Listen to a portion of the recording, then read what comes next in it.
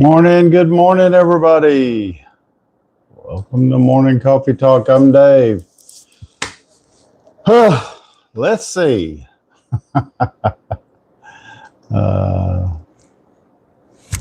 Morning.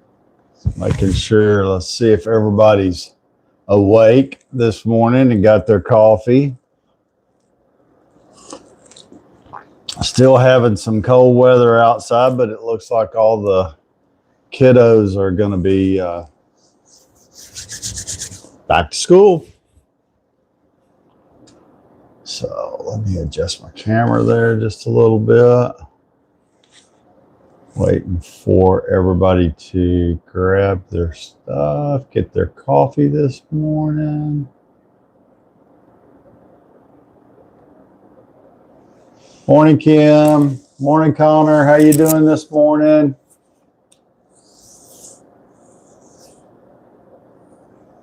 Good morning on TikTok, everybody. Totem just joined. Just letting everybody grab their coffee and get, before we get too far into it, we're just talking about some of the still having some cold, nasty weather. Letting everybody grab their coffee and think about what you want to talk about. I think one of the things I wanted to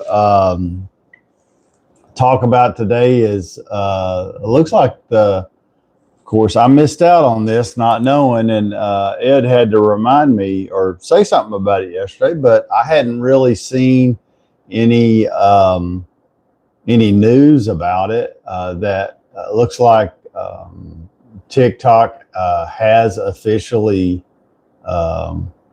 sold to some U.S. companies. Apache Junction, good morning. Caden, good morning. And that it looks like Oracle was one of the investors. I'm trying to read here. Late last January 28. Looks like they finalized the deal. They're calling it TikTok USDS, a joint venture LLC. So I know ByteDance still has something to do with it, and just curious. I just noticed just in the last 2 or 3 days that I've posted several videos, and I've got 2 or 3 that are still showing no views for some reason, and so I'm not sure what's going on with that. Not that TikTok has anybody you could call or ask, because for some reason, I don't know, I guess they don't think that it's necessary.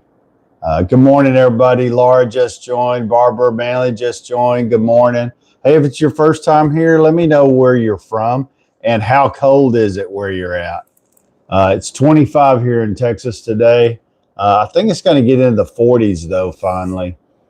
And it's funny because I got, yesterday I got my firsthand experience shoveling, not snow, but ice. I had probably, I don't know, at least 3 inches thick ice on my driveway.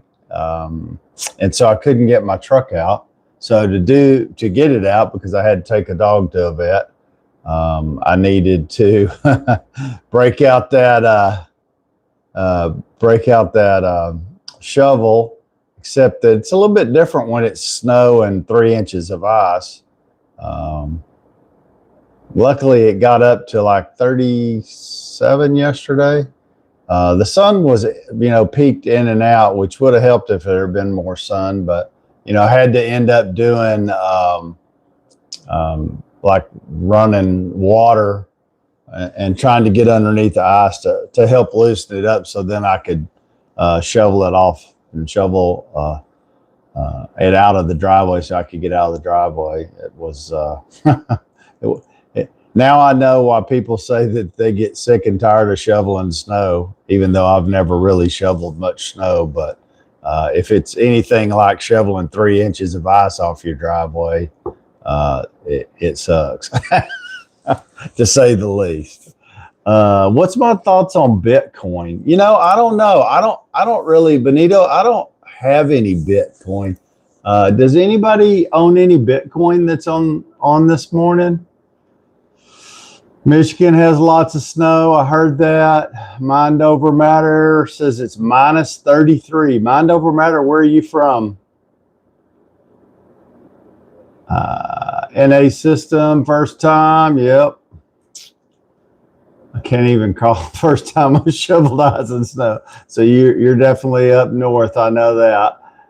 S Moore 2746. Good morning this morning. Kim, my longtime 40-year-old 40 years of being friends plus. Thank you everybody for joining. Country Boy, hey man, what's up?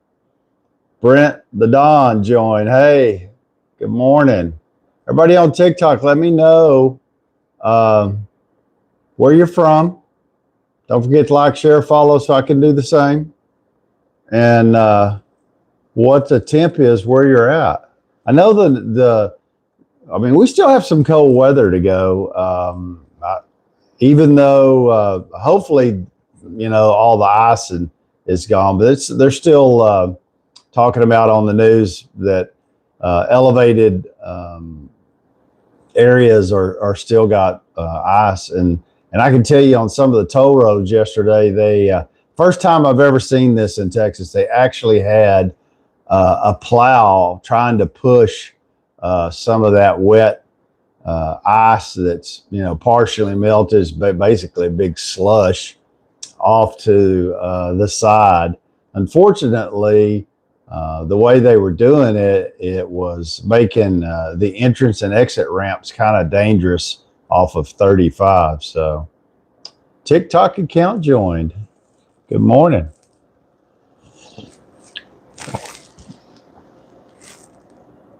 Oh man, Johnny, how's it going? Thank you, man. What was that, Big Bubba? Rate my profile picture. I can't really I can't really see it. It's pretty dark, Big Bubba. Is it? Yeah, at least on my end. I don't know how it looks just like on a mobile app. So it might be a little different, but it looks really dark. I've never had to shovel snow from southern coastal USA. This came through, it was just rain. Okay.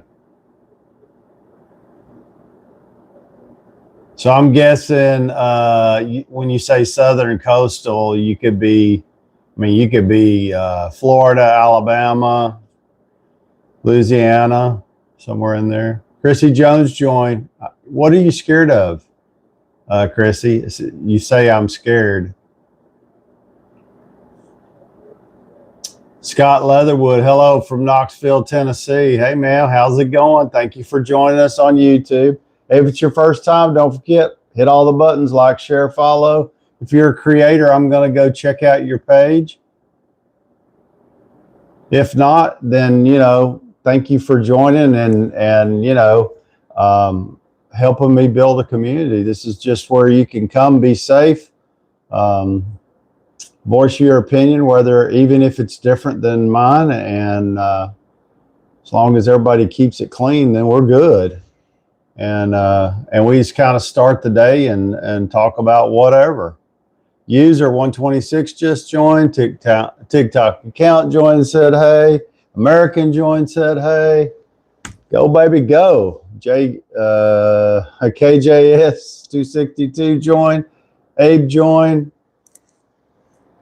Thank you, everybody, for joining this morning. American Off Grid. Yay. Thank you. Welcome back.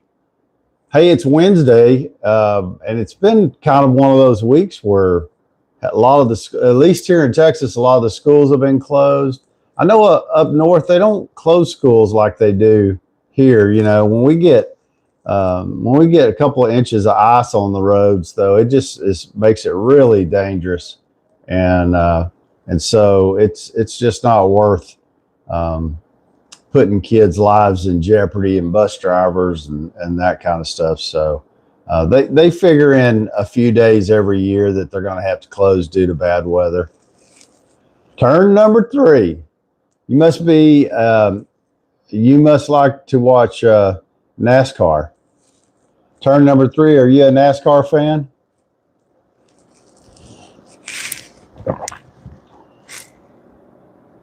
We had school yesterday, still 2 feet of snow. Yeah. Hey, Ricky Rolled 77. Thank you for joining. New York. Yeah, I know up north they don't. I've got some friends from Chicago, and they say that it's really got to be bad for schools to close. A lot of days that schools would be closed in Texas, they wouldn't be otherwise. Oh, Mr. Mac, Steven Seagal was cool. You're back in Sydney now. So Mr. Mac 1257 on YouTube, he came from Australia, and he was up in Dallas and saw Steven Seagal, if I can pronounce his last name correctly, in a was it just like a speaking conference, Mr. Mac? I wasn't sure exactly what he was doing there.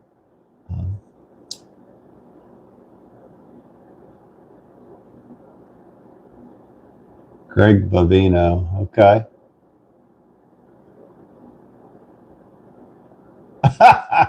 Can't stop. A cup and a doobie. Well, that'll get you going.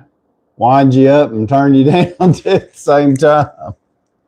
Slims, Frank, good morning, everybody. Nelson, good morning. They seem to shut things down pretty fast here in the South. Yeah, they do. They do. But again, the difference is we don't really get much snow. I mean, even though a lot of the kids said, oh, it snowed outside, it really wasn't snow. It was sleet that had piled up. And, sleet is really nothing more than ice. And that's what makes the roads so dangerous. I was out on a major highway, and it was kind of funny. That's the other thing about Texas. They don't really go and clear the roads. A lot of places have snowplows, and they're moving stuff out of the way and trying to clear the major highways so people can get through. In Texas, they don't really do that. And a couple of things that I saw where they had pushed some of the ice off and tried to open up some lanes, but like on a three-lane toll road was narrowed down to one lane because that's all that they had cleared that was actually safe to drive on, but no signs. You just had to be paying attention. And as if you've ever been to Texas, the speed limit's 80. And so there's always those morons that, think they got to drive 80 on the interstate no matter what the weather conditions are. Eddie from San Antonio, close to home here, buddy. Thank you for joining. So, hey, what I was talking about, and Ricky's from New Jersey over here on YouTube. We do have, is it Linkser from Denmark? Good morning. Thank you for joining us from Denmark. I don't think we've had anybody from Denmark join us, so thank you. I appreciate you. No convention with the night. Yeah. Okay. Charlie Sheen, Emilio Estevez. Oh, okay. Just some memorabilia and stuff. Well, that's pretty cool. That would have been that's pretty cool. Dale, good morning. Shibby, hello. Hey, everybody. Treville Flores. Hola, ¿cómo está, señor? And no, I don't speak Spanish. I wished I was much more fluent in speaking Spanish, but I'm not, unfortunately. Hey, all these people have joined. Make sure that you stop, hang out for a little while. Hit all the buttons, like, share, follow, because I always do that at the end of the live. Everybody who follows during the live subscribes. I go out and check. Leave me some comments if you have any comments after the live's over. because on TikTok you can email me. Well, you can do the same on YouTube. You can always email me questions, anything like that, to Dave's Shop #2 @gmail.com, and I'll respond there. You know, I keep asking, and I haven't had anybody send me an email. I really would like, if you've followed me or been on very many of the lives, you know I do questions, a question of the day, or what would you do? And I'm always asking for new ideas or new questions. And so anybody who emails, and I would like that email, well, if you're on YouTube, you can leave a comment and I'll see it after the live, but or you can just email me to, like I said, Dave Shop, #2 @gmail.com. It's in the bio. And email me your question of the day.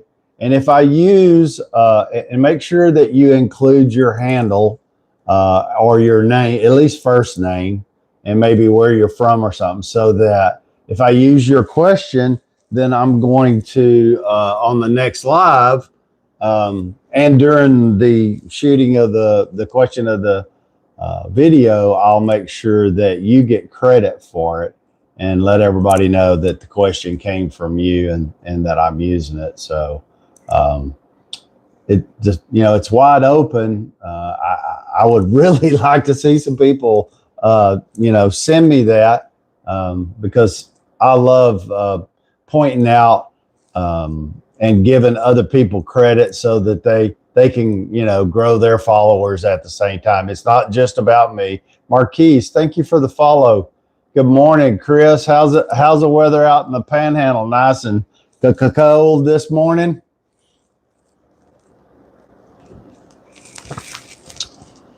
So anybody that wants to jump in on that deal, make sure that you send me your question of the day. And like I said, if I use it in a video, I'll make sure you get credit.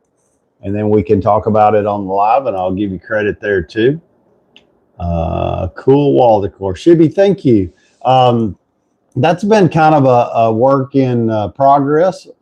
Got some signs there that people on the live have sent me. And so, yeah.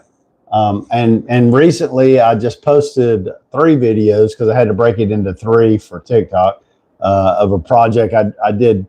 It doesn't have all the signs on it yet, but I did another cedar accent wall on the other side of the shop there. So that one's gonna start to get some signs applied there. Cold in the Texas Panhandle. Yep.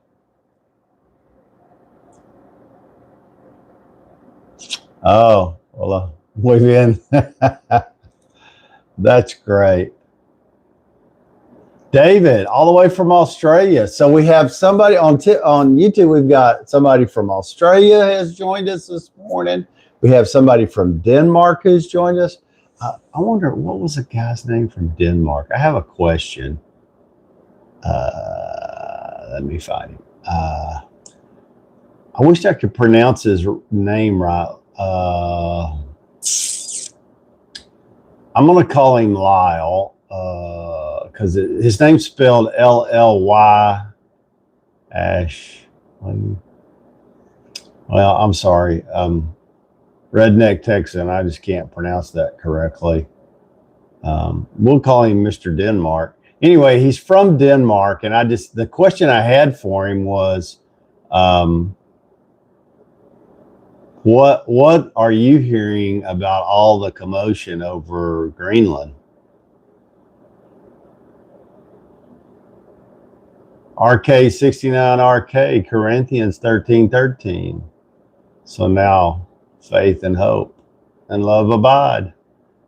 These are the greatest. These are love. Yep. Thank you. Thank you for that. I appreciate that, Jim, or RK69. Hey, Jim Stuckey, how's it going, buddy?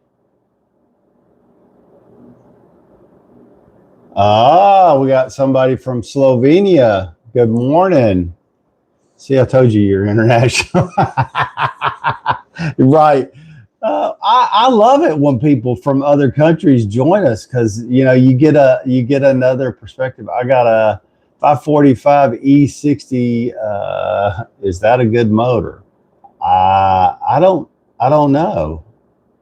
New Zealand jumped in here. Well, I tell you what. Now the word's spreading. It must be international. Good morning, Kelly Rosenthal. Good morning. And then we have Isham from Jordan has joined. Mike Prince from the Bell of Isle has joined. And Bimble's 5180 is from Greenland. Welcome. Love it. And then we got my fave, Kim, all the way from the big city of Belton, Texas. Oh, that's good. Thank you, everybody. Thank you for joining me this morning. Ed, good morning.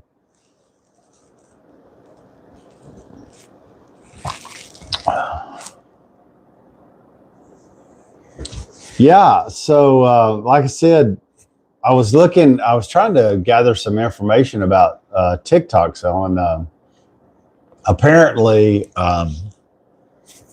wonder who put this deal together. The sale wasn't a single company. I'm just reading some notes here. So it looks like and Ed said this to me yesterday. I'd just been busy and hadn't had time to really look, but looks like Oracle is part owner. Silver Lake, I've heard of them before. MGX, Abu Dhabi, some AI firm. Michael Dell's part owner, I guess. Oh, it looks like the deal was, they're saying that it was valued at $14 billion. Can you believe that? Isn't that crazy? So to all my TikTokers over here, have any of you seen, seems like the views might be off a little bit or something going on with TikTok? I've got 3 or 4 videos that have been posted for now more than 24 hours that are still showing 0 views.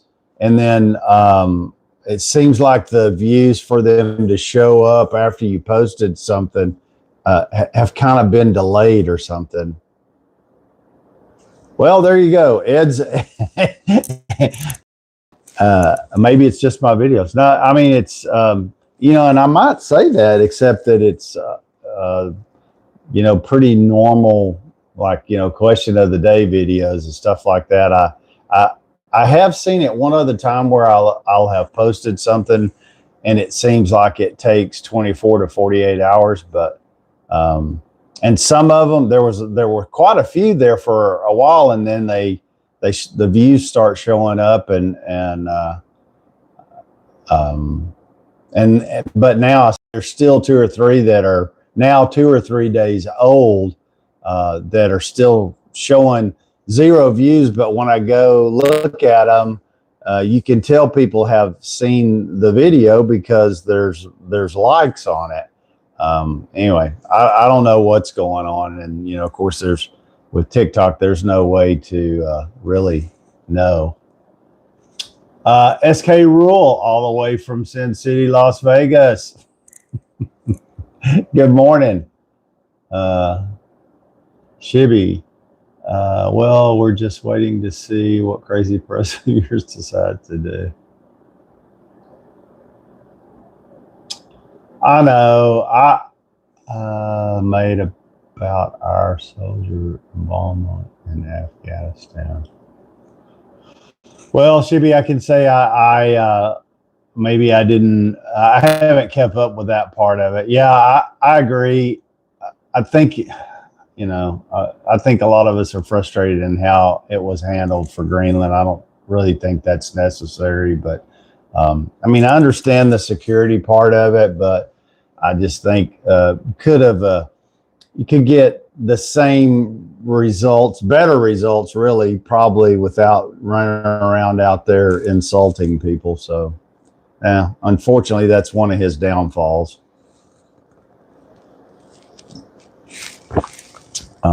But you're always welcome here. I can tell you that. So, thank you for joining. I appreciate you. Been way too cold outside. Yeah, it has. Good morning, Casey. Hey, man, where are you at this morning? Casey is our across the U.S. trucker, and truckers. Oh, he's in my neck of the woods this morning. Good. Are you picking up something in Austin, or are you just passing through, going home? Casey lives down in South Texas, and they rarely do they ever get any sleet or snow. And I saw his wife posted a video where they actually got some of the sleet snow that we got here in Texas too. And so that she was pretty excited about that.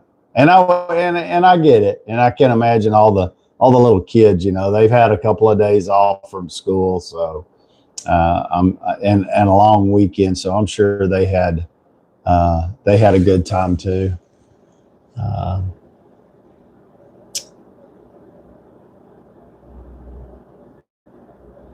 Shibby, thank you so much. I appreciate you. Thank you. All the way from Greenland. Everybody go check out Shibby. Kelly, another day of winter. Yep, I agree. Gosh, handsome. Y'all are funny. Oh man. I'm headed to Big Springs. Okay, you're headed out to West Texas. Windmill motors. Now those things, I've seen those. I haven't actually seen the motor. I mean, I have seen them, but like on the big trucks when they deliver the blades, man, some of those blades are just humongous that go on those wind generators. So if you're not familiar with West Texas, in West Texas, they have these huge wind generators, and they got, looks like a big windmill with 2 or 3 blades on it.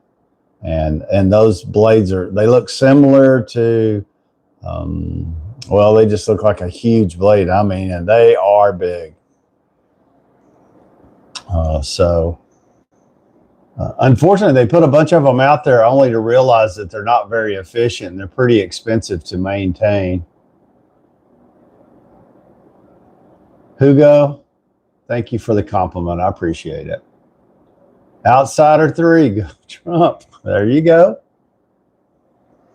Well, after Trump's first year, unfortunately, the media, they don't ever really talk about the good things that he accomplishes, only his dumb comments sometimes and other stuff. And so, people really get down on him. I would say that his party doesn't do a very good job of pointing out I don't know. If I worked for him, I'd feel like I was constantly having to defend the guy. And I think people that voted for him a lot of times think they have to defend him too. And I find myself doing it even sometimes. I think there's some good things that he's done. We talked about the tax stuff, and I think that was great. I think the fact that when he first started, he was going to, go through the government and really cut waste and this, that, and the other, and then that kind of fell apart. I thought that was stupid. I mean, I don't think it was stupid to try to cut cost, but people don't really want. They complain about high taxes and complain about this, that, and the other. But when it comes to, hey, let's cut back and learn to live within our budget, It's like, well, you can cut anybody, but not me. Not my program, not my special interest, not my constituents. Don't cut anybody that works for the government because they'll lose their jobs, even though private industry is cutting jobs daily. So, yeah, I thought that was a big bust, my opinion, and not sure really, what they did or didn't do. And I think maybe that might be part of why he and Musk kind of butt heads there. Maybe I'm wrong, though. If you have a different opinion, let me know. I'll vote for 3 times. Yeah. He does say dumb things. I mean, most of the time, WTF Mike, what's up? Good morning. So, what I would say, and I've said this all along, there's 2 things. One, for Trump, just shut up and do the work and let the work speak for you. Don't get in he reminds me sometimes of a little kid, that's 2 little kids arguing. And anyway, oh well. We can't control all of that. They want everyone else to get cut, just not themselves. That's right, Chris. That's, it's like, you can cut over there and you can cut over there, just don't cut me. And I don't know, maybe that's a normal response. I still think that we should hold our government accountable, and that they should balance the budget, whatever we have to do to balance the budget, but it needs to be balanced. They can't just keep throwing it on the back of the taxpayer, because every well's only got so much water in it, and eventually we don't have any, and that's when the government just starts making money as a candidate. I like that. East Coast 187, he says, as a Canadian, I'm speechless. Well, some of us as Americans are speechless too. He's from Nova Scotia. Thank you for joining us this morning. Well, the good thing is you can always, butterfly kisses. There you are. Oh, came and gone. The good thing about when you join the morning coffee talk, we can talk about whatever, and you can have your opinion. It's okay if it differs from ours. Just don't get offended if we don't necessarily agree with what your opinion is, because you might not agree with ours either. Yeah, I like that, Dallas Hal. Tax the rich, feed the poor, follow the Constitution. There you go. Well, the old tax the rich, I think if we just had a flat tax and everybody paid it, rich, poor, medium income, it doesn't matter. If it was just hypothetically, if it was 10% and everybody paid 10%, and I mean, just think about how simplified that would be. If you were employed, your employer would take out 10% for taxes, and that'd be the end of it. You would never have to file a tax return. You don't have to do anything. If you make $1 million, then you're going to pay 10%. If you make $1 billion, you're going to pay 10%. Everybody's going to pay 10%, and everybody's going to have skin in the game. Everyone. If you make $1, you pay 10%. Nobody's exempt. But that's not the case now. And unfortunately, a lot of the tax burden always ends up on the middle class, the working class people, it just seems like to me. Peace. Yeah, back at you, East Coast. Waste. This AI. Yeah, I think a lot of people still have a lot of mixed emotions about AI, for sure. So Casey, you've hauled some of those big old blades besides just the motors? I mean, the motors are huge. That's crazy. They ruined my view in the north. I know. I mean, You know, it's like when you're traveling from Central Texas to West Texas, you know, you're starting to get closer to towards West Texas when you start to see all of the wind generation, and it's moved closer to Central Texas. Leaving here, if you're not familiar, but if you're headed towards Lubbock and you're going up through Brownwood and San Angelo and that way, where you could go to Abilene or you know, usually if you're going to Amarillo, you usually go to Dallas up to Fort Worth and then turn west.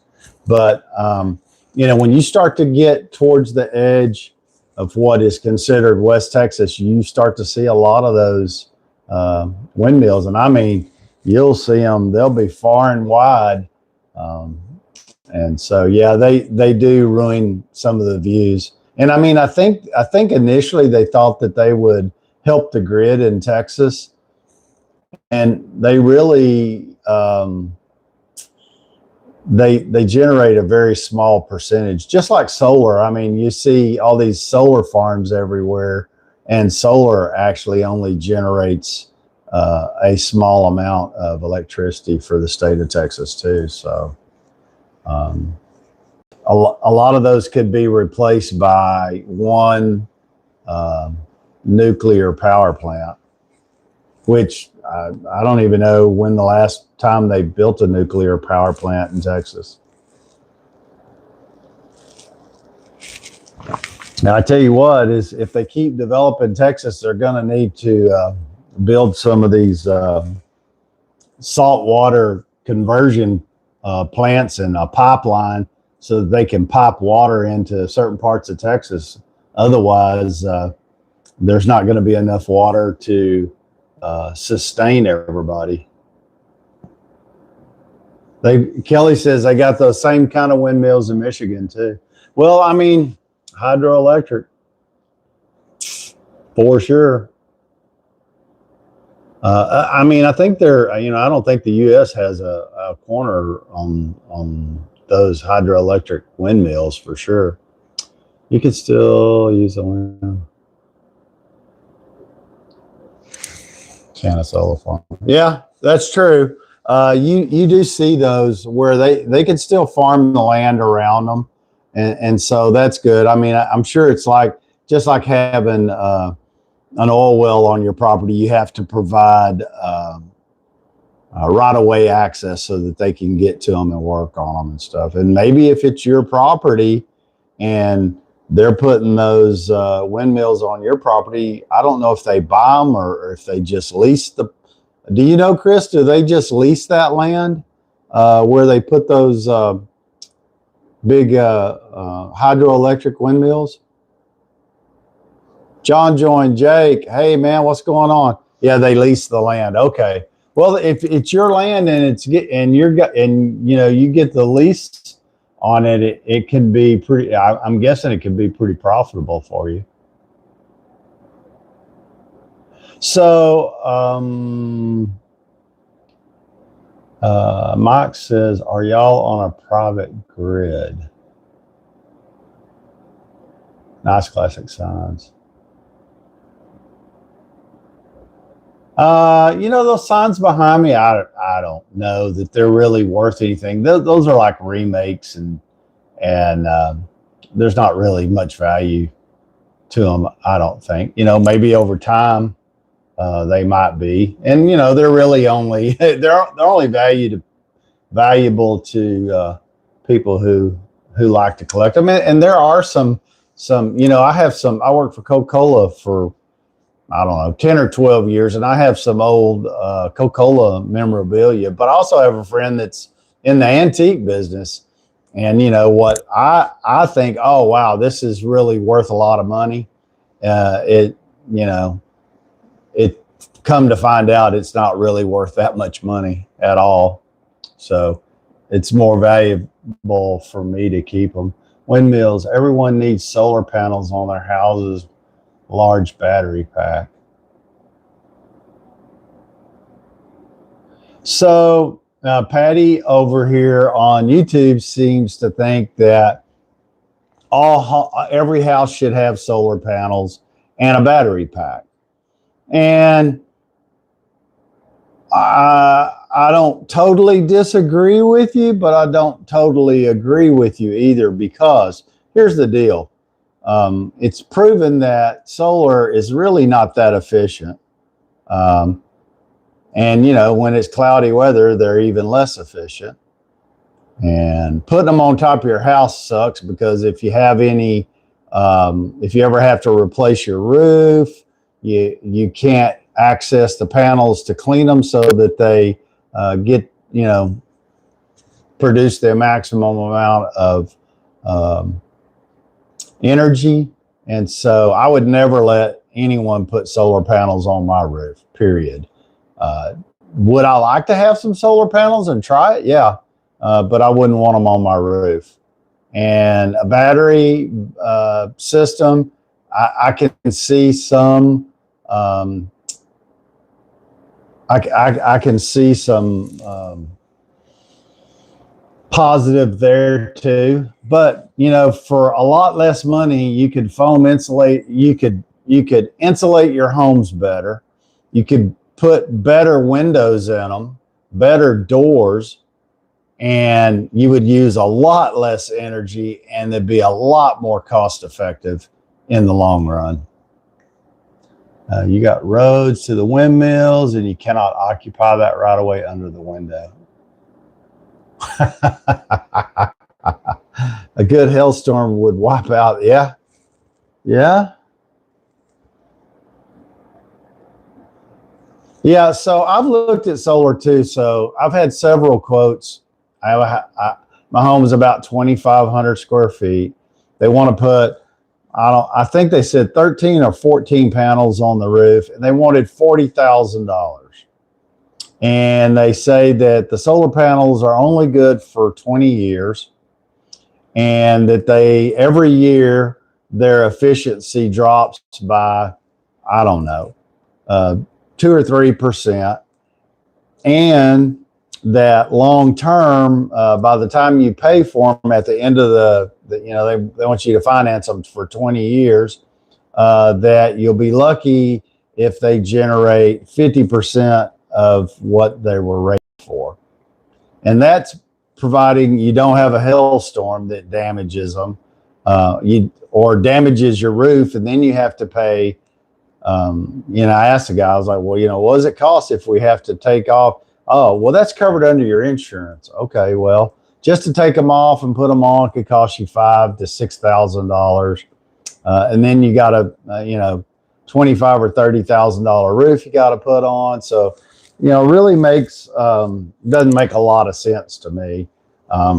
Where I think solar panels might be beneficial is at least in the South, where air conditioning is.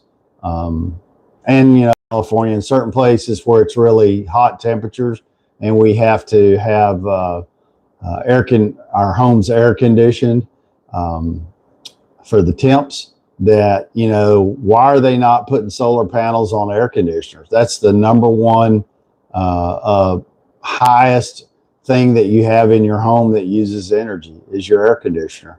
Yeah, they don't put solar panels on them. They haven't tried to make them more efficient by doing that. And so, you know, I agree. I think solar panels probably wouldn't hurt if everybody had maybe a solar panel dish in your house, and you know, you weren't dependent on that electricity, but that it would feed your home. And then, you know, batteries are kind of, I mean, you got to think about all the stuff it takes to make a battery. How long does it last? How efficient is it really? So yeah, my vote's for foam insulation and better windows, and build your houses better, build your doors and entryways. You lose 25 to 30% of your heat or cool through the roof, up through your attic. And you only lose about 10% of your energy through your windows and doors. So those are the two biggest places And don't take my word for it. I've had 2 or 3 energy specialists come out and test my home, and that's what they say. So, and I know what foam insulation does. And imagine if they built your home and used foam insulation in the outer walls instead of what they normally use, your walls would be way better insulated. There's a company here in Texas that actually has a machine that's building homes out of like concrete. And imagine how efficient and insulated those are. So I think there's other things other than solar panels that would be more cost effective. And especially like if you have an existing home, which most of us, if we have one, live in, if it was just better insulated, I can tell you if you didn't have any other foam insulation other than the attic, you can cut your electricity bill $50 to $60 a month, easy. And your attic temperature will go from 140 degrees in the dead of the summer to 80. And you could actually store stuff in your attic without it, turning into dust. So I'm a proponent of foam insulation, and the return on investment. 2,500 square foot house, you might spend 10,000, and you could probably recoup your money in 5 to 6 years. You can't say that with solar. They made a shingle that would. Yeah. Well, I mean, don't they, Morning God, don't they now have some shingles where they are basically like little solar panels? I don't know how cost effective they are, but as far as Texas goes, if they want to, generate some energy, definitely in the summertime, solar panels, they're still not super efficient, but if they were on every single home. In my neighborhood, there's a lot of homes that have them. And I've talked to these people and they're like, well, they're kind of a pain in the butt. Sometimes when they're working, they're great. But then when they don't work, these companies come in, they're really only in business because they've, hired a few electricians, and you don't know really where they're getting their solar panels from. Most of them come from China. They're not built in the US. We don't know how long they'll really last or how efficient they'll be. And people here don't know enough about solar panels to know if they're buying a good one or a crappy one. So, yeah. Good morning. Sorry, I'm trying to get back to everybody. Buy today. You're still paying for electricity when you could get it for free. Well, like here in Texas, initially when they started solar panels, if you generated more electricity than you used, the power companies would buy it back from you at the wholesale rate, I think. And now a lot of these companies are like, nope, we're not doing that. If it goes into the grid, at best you might get a credit, but it's at a very low rate. It's not near as lucrative as it was at one time, because the solar companies were selling it like, hey, if you don't use all the electricity, don't worry, it's going to go into the grid. That electric company is going to pay you. They'll be sending you checks. It's going to be a money maker. It'll pay for itself. That is not true anymore. They do not pay for themselves, and they're not. If you look at how many people got $40,000 to invest when less than 3% of the population has a retirement? You think they got $40,000 to invest? I don't. But I'm not totally down on solar panels. I think there's some good things about them. I wish they would improve them. Hyperinflation, yeah. Gold and silver. Let's see, what is it? Has anybody ever told you look like bad grandpa? No, nobody's ever told me that, Herman. That's pretty funny. I'll pay for it. So, well, I just think that they're going to have to make them much more affordable so that most people can afford them. I don't know. Do you have to produce a large amount of electricity for them to buy back? Yeah, I think you do. Just the people that I've talked to, they're just okay with it, but it was a big investment for them, and most of them don't feel like that they're getting their money, that they got their money's worth, and I don't know. You have to produce one. Yep, that's right, morning guy. Let's see, I'm 26 years old. Got the honor of building a solar field 3 years ago. Oh, McGraw Outdoors. Okay. All right. Well, then, what does it say? $87 an hour at 23 years old. McGraw Outdoors. Well, I'd say $87 an hour is pretty good pay. What did you learn about McGraw? What did you learn about solar panels that you could share with us?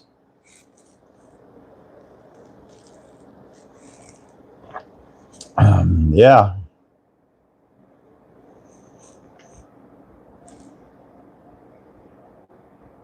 Well, I mean, so just for everybody, just so you all know, I think that we have enough technology worldwide that we shouldn't have any problems making energy affordable for everyone.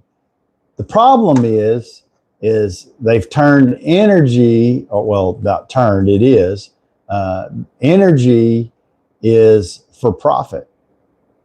And so it's made it really expensive. And, as an example, natural gas could cost you $25 a month, and now it's $125 a month. Electricity used to be 50, 60 bucks a month. Now it's $500 a month. So, when they talk about inflation, they always talk about the grocery store, because that's just because you go there more often. But I mean, inflation has hit us in the pocketbooks on everything. And, we also have what I call Me Too inflation. It's like if you're in business and your neighbor goes up on their price, and they realize, hey, the neighbor's charging $50 more than what we're charging, and they're still in business. Well, let's raise our price too. So, yeah, that's what I call Me Too inflation. Herman Israel. I didn't mean that. This was just scroll. Stop. You favor the guy from the movie background.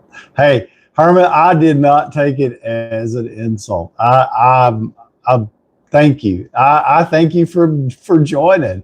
Was it Jim Loves Canada? And Donald Trump, he said he was going to make things cheaper. Yeah, and I've heard that. A lot of people are like, well, Donald Trump said he was going to fix the economy. Well, everybody has to be realistic. When the economy he was handed was not really very good. And there's a lot of things that come into play for inflation.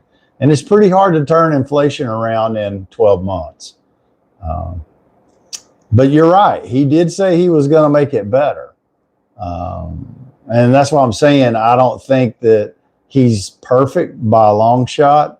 I don't think he's done everything perfect by a long shot, but he has done some good stuff.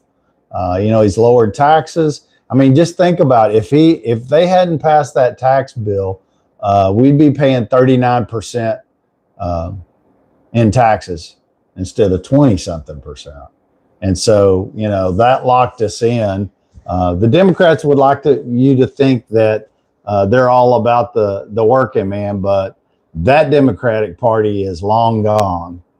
They're all about government control and taxing you to death. And the Republicans are not perfect either, though. So I don't know. I don't have a good answer, except that where the hell did common sense go? And balanced budgets. All of that just went out the window.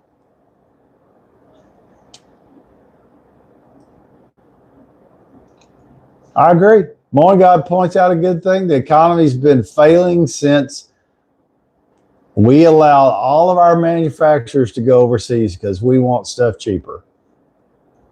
And, you know, one of the things that Trump's trying to do is get the manufacturers back to the United States, partially because, one, it creates jobs. And two, you know, it says, well, you have to pay, it costs more. Well, it costs more because people get paid more here, and the labor is more expensive. And, you know, I guess we really don't care if it's made in China and people are getting paid 50 cents a day to work in, you know, sweatshops, as long as we get our whatever at Walmart for, you know, under $5. I don't know. I don't have the answer to that for sure. I agree, Chris. We need an economy that's based on manufacturing, not a consumer economy. And right now we have a consumer economy. I mean, there's a lot of things that you know, that I think like are basic needs: electricity, water, you know, a roof over your head. And, you know, here's a perfect example: toll roads. So everybody pays a gas tax, a federal gas tax that's supposed to pay for our roads. Yet they take that money and they squander it and spend it on everything except for roads. And then they come in and they don't vote. The taxpayer has no say in it. They sell out to some foreign country to come over here and build a toll road and turn that into a profit center. So now not only are you paying federal excise tax when you buy fuel that's supposed to pay for the roads, you're having to pay tolls. And, you know, and then on top of that, it's a big scam because they design the roads that force you to use the toll roads or to be so inconvenienced. And in a lot of cases, they just block it off where you can't get off, you can't get on, you're forced to use the toll road. And so and you see it's just continuing to expand across the United States. And I think toll roads should go away 100%. I cannot believe that in the United States that we can't build and maintain our own roads without selling that off to foreign countries as owners, as they invest in the U.S. and they can build the roads, but we can't build the roads. Doesn't make a lot of sense to me. And then turn it into a profit center. Wonder what would happen if we went to Spain or Venezuela or wherever, a wealthy nation that's got a lot of money, and we start building toll roads over there and collecting the tolls and bringing them back and lower the taxes for the Americans. What do you think about that? I mean, toll roads really scald me. I'm surrounded by them. You know, 20 years ago, there wasn't a toll road anywhere. And now there's nearly no place you can go in this part of Texas that you're not on a toll road somewhere, at least part of the way. It's crazy. Sorry, me ranting and raving again. Get a cyber truck, some solar panels.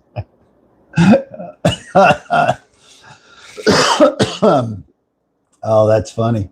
Everybody go back to riding bicycles and horses, I guess. Oh,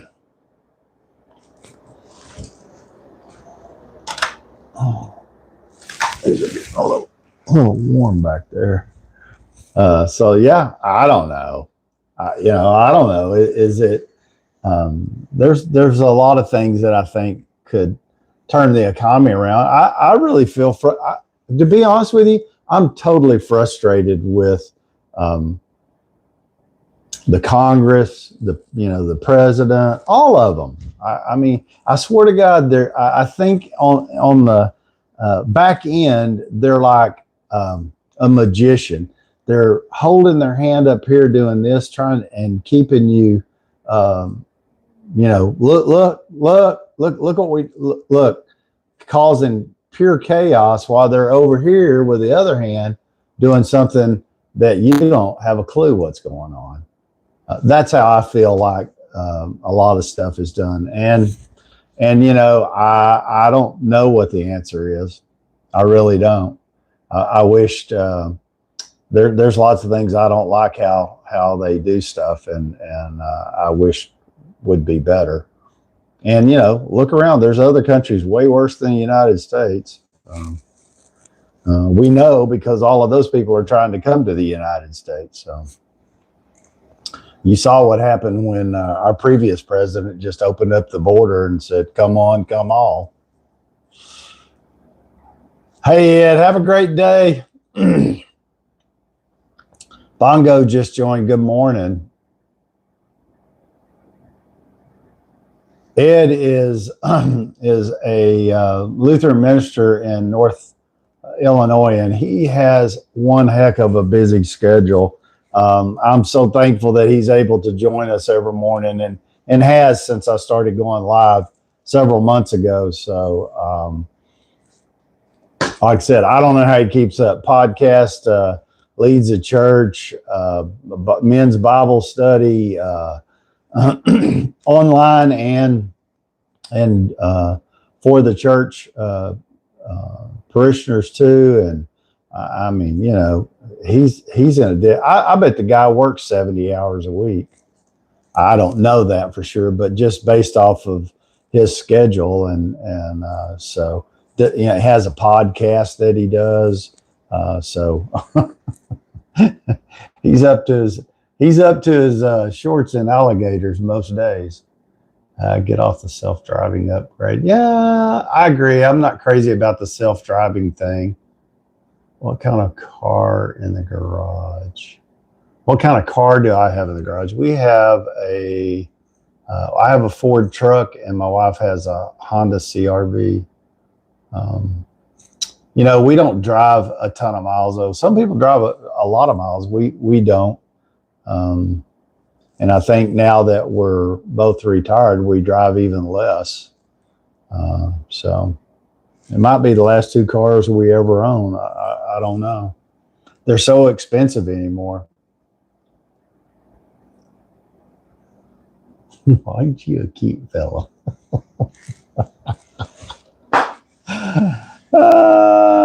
That would be a walk in the park if you didn't have home responsibilities. That's true. If you own a home, it's if has anybody ever seen the movie Money Pit? Having a home's kind of like Money Pit. I mean, there's always something broke, something needs to be fixed. Hey George, good morning. I mean, you always have to do something. And it's inevitable. And you know, it makes sense. Stuff wears out. It's, you know, they don't build homes to last, you know, 100 years and you not have to do any maintenance on them. So,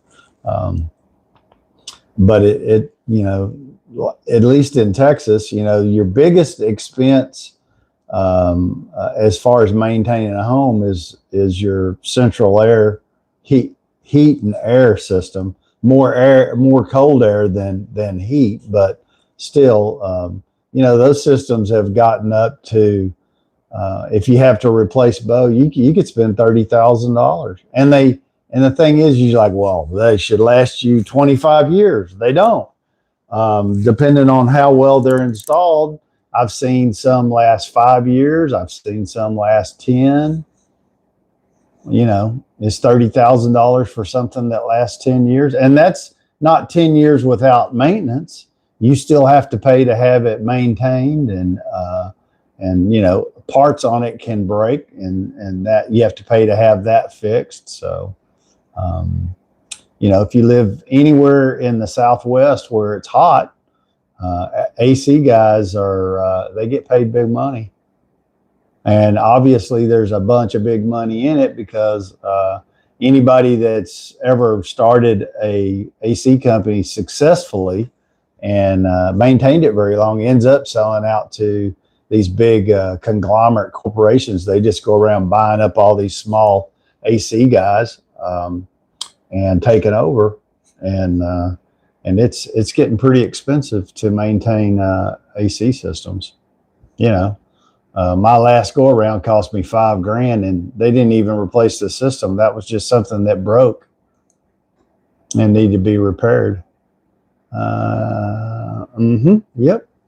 Yep. Absolutely. So George, what's going on this morning? Anything? Says can't have these guys in charge of our nuclear arsenal. We're not owning homes in 26 no more, Poppy. Yeah, you're right. Then we got to get a subscription to them now. It's terrible. I mean, think about that. I want to tell you that becoming a homeowner for me, even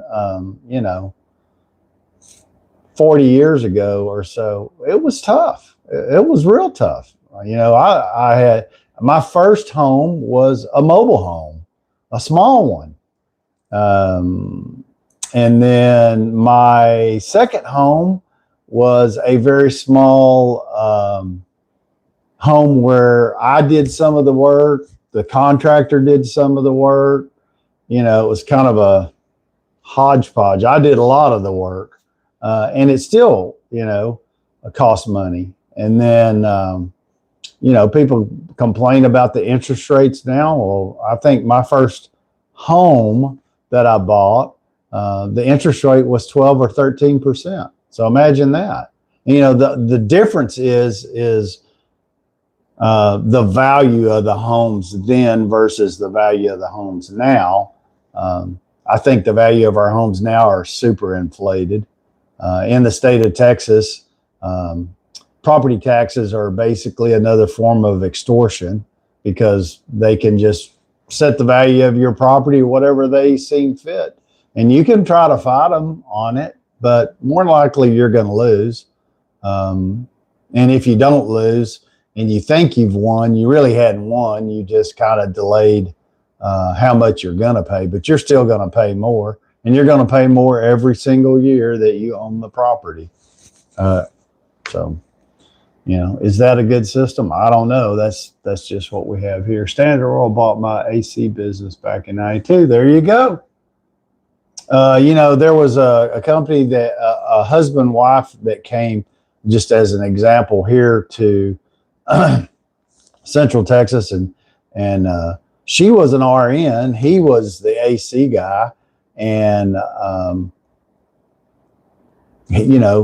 she was being a nurse, doing her nursing thing, and he was an independent insurance guy, and was busting his hump, and added one or two techs, and started to grow, and his business started to grow enough that the wife had to come help him, so she stopped being a nurse. And in about a 5-year period, they built it big enough that it is now owned by a corporation that not only bought them out, but came to Central Texas and bought out probably 5 small to medium size AC companies just here. And they actually have done the same thing all over the United States. So they are a huge corporation. And when you start seeing that, that's when you start seeing prices go up, because there's less competition, and the bigger guys can cut better deals with the manufacturers of the AC units, so they get lower prices, and small independent guys either have to make less money or don't make enough money where they can go out and float a bunch of AC units at whatever they pay. I don't know what the profit margin is for them, but what if they have to lay out $20,000 and hope you pay them after they get it installed? So there's some real issues there that should be corrected, I think.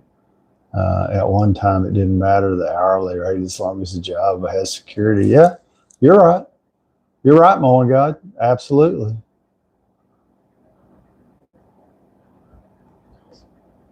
Unbelievably high. Yeah, they are. Unbelievably high. It's ridiculous. I'll give you a perfect example.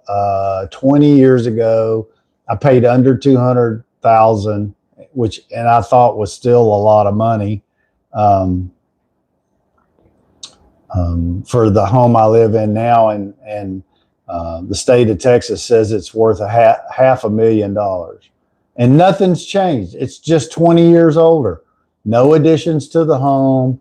I haven't come in and totally, redone all the cabinets or the flooring. Yes, the flooring has been replaced, but it's same quality as when I bought the home. You got 20-year-old windows. You still got, I've had to replace the fence. So nothing major, no major improvements. I didn't put in a big pool. I don't have a big windmill on top of the house or, anything that would really increase the value of the home. Just the state of Texas says, these homes over here are costing this much to build. So that makes the price of your home go up too. Yeah, 245 miles from Big Springs, Texas. Okay. So Casey, do you know, are you going up through Brownwood towards Big Springs?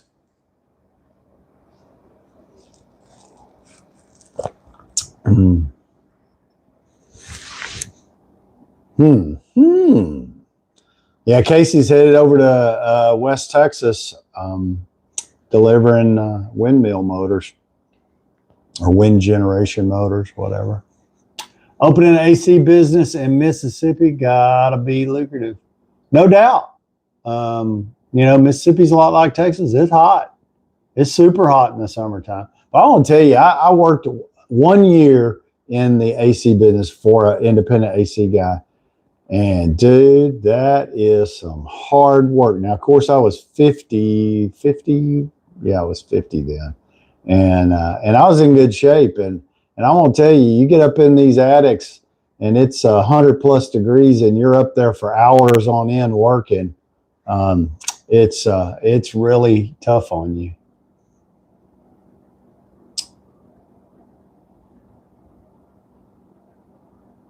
Taz 1999-21. Thank you for that. I appreciate that. Thank you. I agree. Property taxes are through the roof. Have you considered moving to Puerto Rico? Yeah, I've considered moving a lot of places, but that's where it ends. Everybody. So he's on 71, almost to Brady. Okay. Yeah, you're outside Atlanta on 71, headed towards Brady. I know exactly where you're at. Be safe out there. Those those farm and market roads out there on 71. They can be crazy. Antonio, thank you for joining this morning. Anyway, so yeah, it's as you get older, you say, I always thought, and my wife said the same thing, hey, when we retire, we're moving further away from the big city. Well, the big city just keeps getting closer and closer and closer to you. And then you always have to take into consideration, if you move out very far, then you're further from the grocery store, you're further from a hospital, you're further from a doctor. And as you age, unfortunately, you need to be closer to all of those things. So does it make any sense to move? And the way home prices are today, if I could get what the state of Texas says is, if somebody bought this house for $500,000, it would cost me every penny of that and then some to replace it. And so, yeah. So is it really smart to, I don't know. I don't have the answers to that. I don't know. And I don't have an infinite amount of money flowing in to say, well, I got the money, I can do it. And I think that's what a lot of people end up with. I mean, I own the home outright, so I don't have a house payment, but between the utilities and taxes, it's $2,000 a month. So I don't know. Puerto Rico. I had never, I've never even been to Puerto Rico. I've been to Mexico a few times. Never been to Puerto Rico though.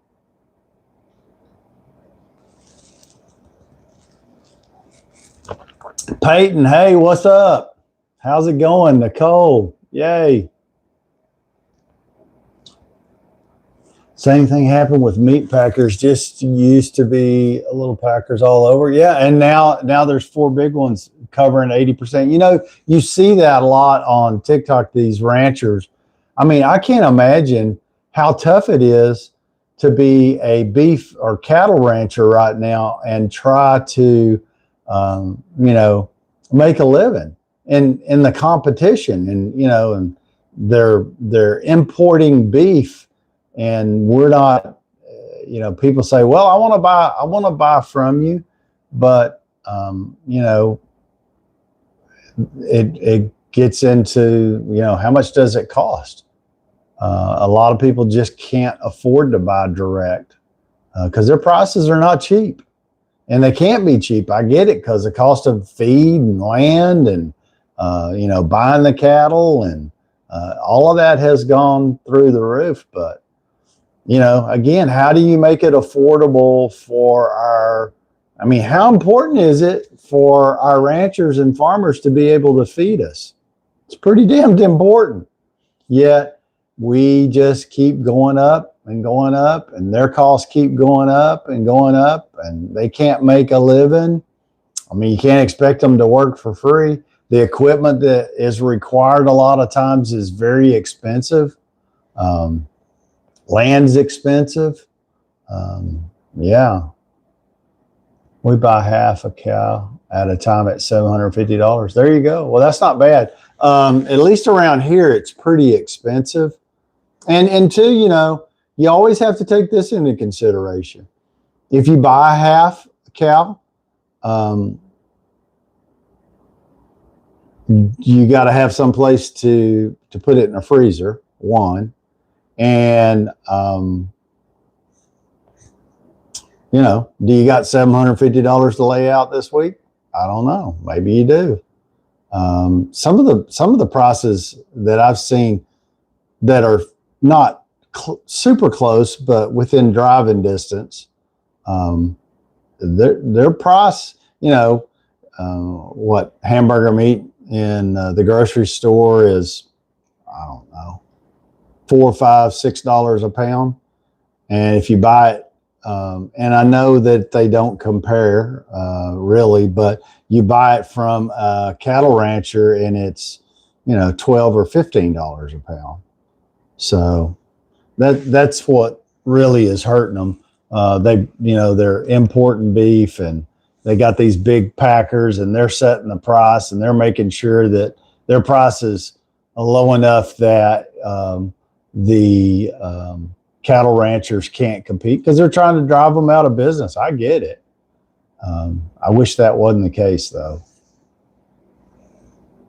My ex has a cattle ranch in Texas. She leases land to farmers. Okay. There you go. We export our beef. Mm-hmm.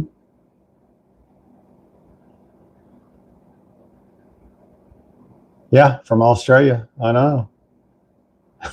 Australia now has mad cow disease. Yeah, it's there's a lot of things that I think sometimes money corrupts, I guess. I don't know. Dang it. I wish things were different in so many scenarios. Hey, Jeff, how's it going this morning? But yeah, if you can find somebody and buy direct from a cattle rancher, and you can afford it, and you got a place, and you have a freezer to store it in.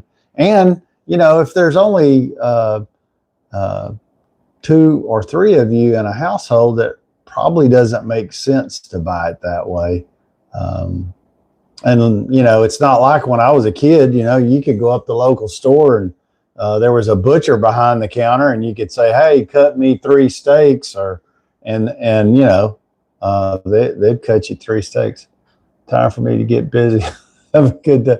Chris, thanks for joining. See you tomorrow. Stay safe out there. Stay warm too, because it's still cold, and I guarantee you it's mighty chilly up there in the Texas Panhandle. But thank you. See you tomorrow, buddy. Stay safe. Anyway, so yeah.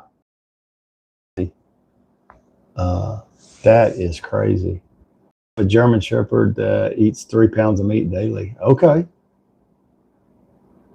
And is it Vinny, is it like ground meat or just like chunks of meat, or and is it raw? You feed it to him raw, or you cook it, or what are you doing with it?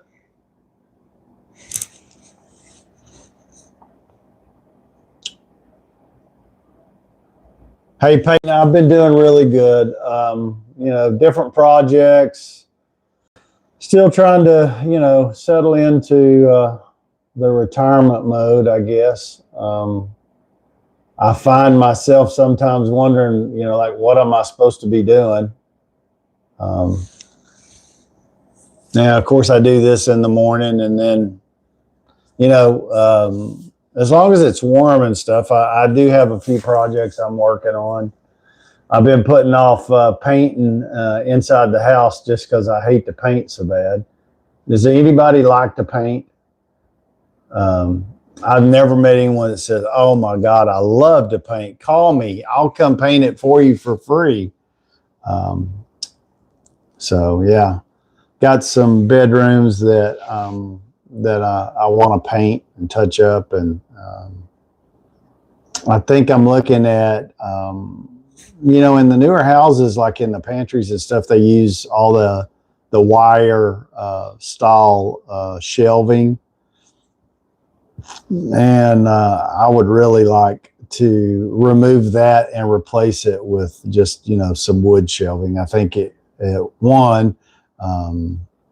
stuff stacks a lot better on, flat surface, and you can better organize it than on those wire racks. And my wife hates them too. Wow, that was crazy. A little drop there in the internet for a second. Daisy Girl 72. Anyway, so guys, it's been great this morning, talking and visiting and having coffee and just something in general. Maybe tomorrow we'll do some trivia as something different. Unless somebody comes up with something and they want to talk about, other stuff. Again, looks like TikTok was sold, and looks like we've got a lot of new owners. Kind of makes me wonder where it's going.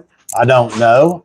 I can tell you this. I don't know where it's going. I hope it continues to thrive. Again, I really love YouTube. That's where I've started.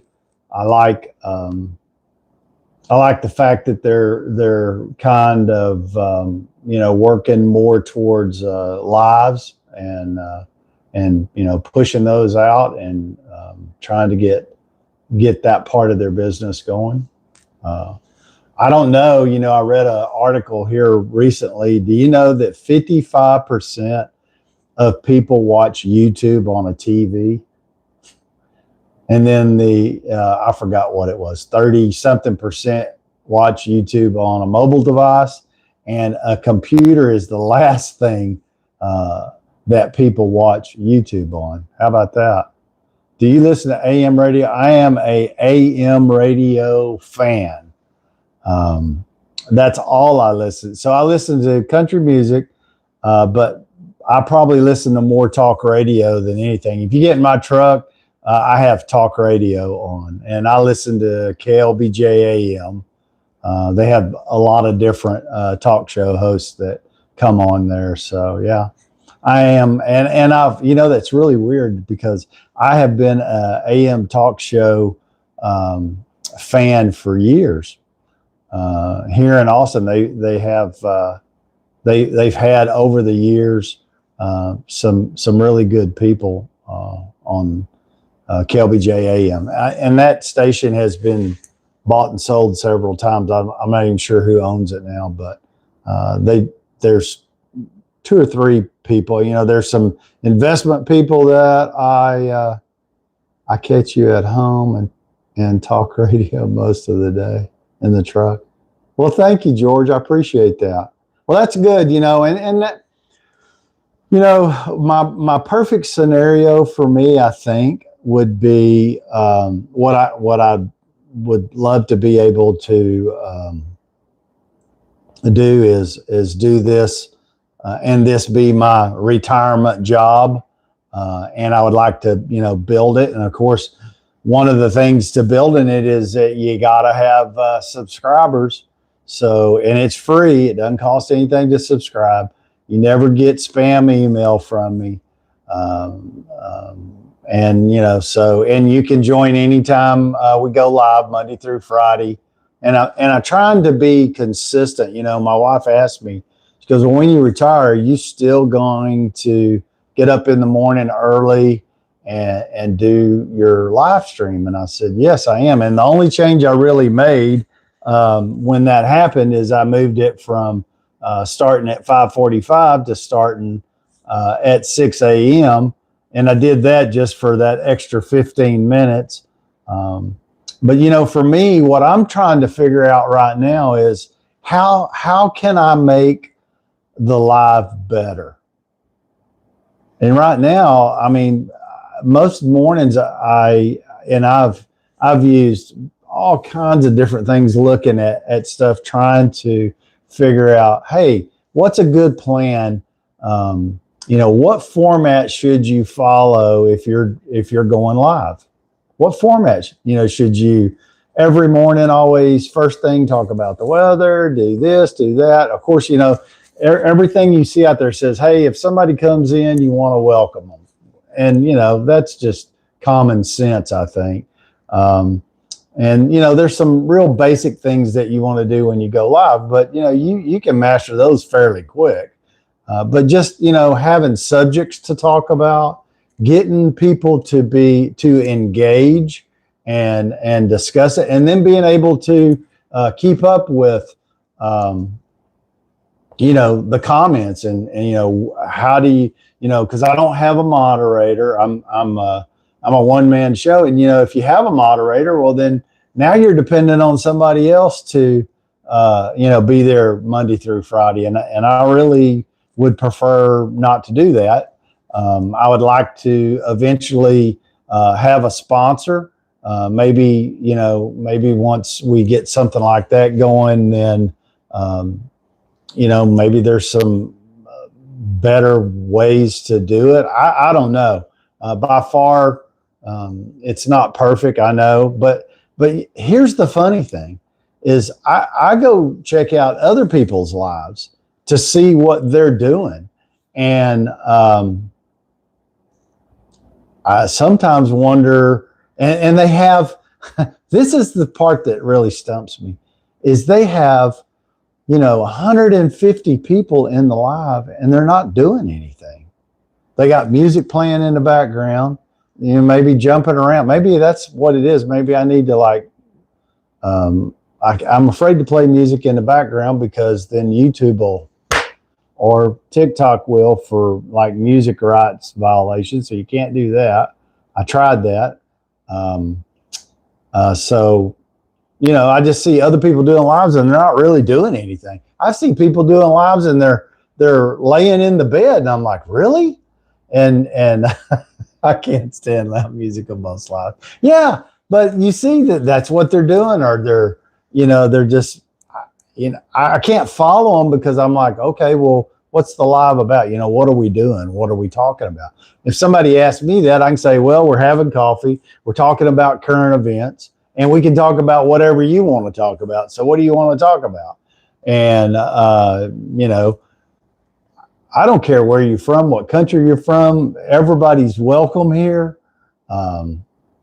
And you know, if something comes to your mind and you know you want to talk about it, by all means bring it up, because a lot of times the best lives that have the most retention and do the best are the lives when there's a lot of people engaging. And so it's not about me, it's about all the people that join the live and engage in conversation with each other, with me.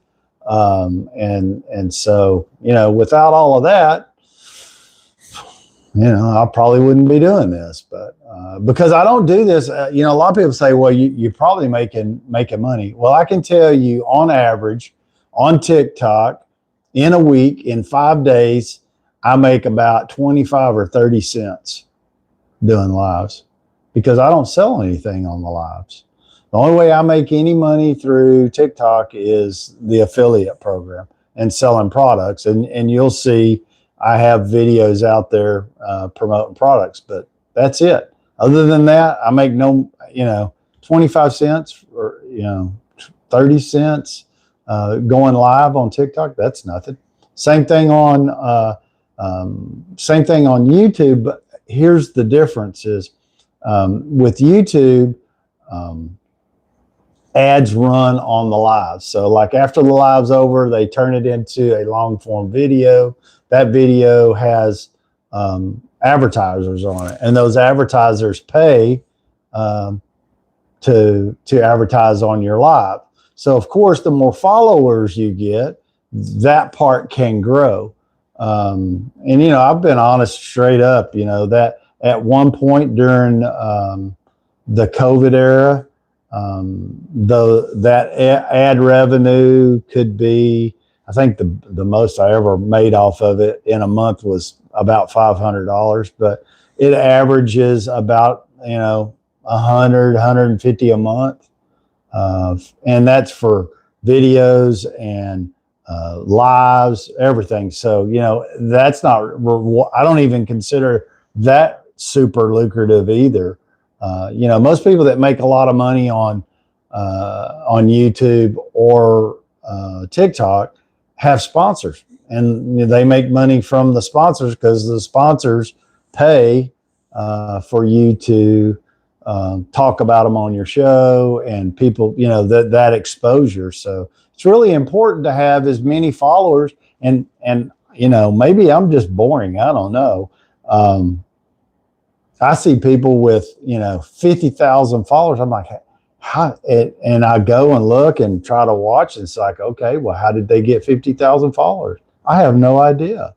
I've been doing this since 2019. I don't even have 10,000 followers. So, you know, I know in YouTube and TikTok too, it's, you know, it's a tough road. There's a lot of people out there going live, and there's a lot of people posting videos. So, yeah. George, thanks. I always tell everybody I've been growing this mustache since I was 11, and I'm old now, so that's good. Thank you. I appreciate the compliment. But you know, so you know, everybody thinks that this is a real big money maker. It's not. I would like for it to be, but it's not. You know, I've had on TikTok, I'll have to give this.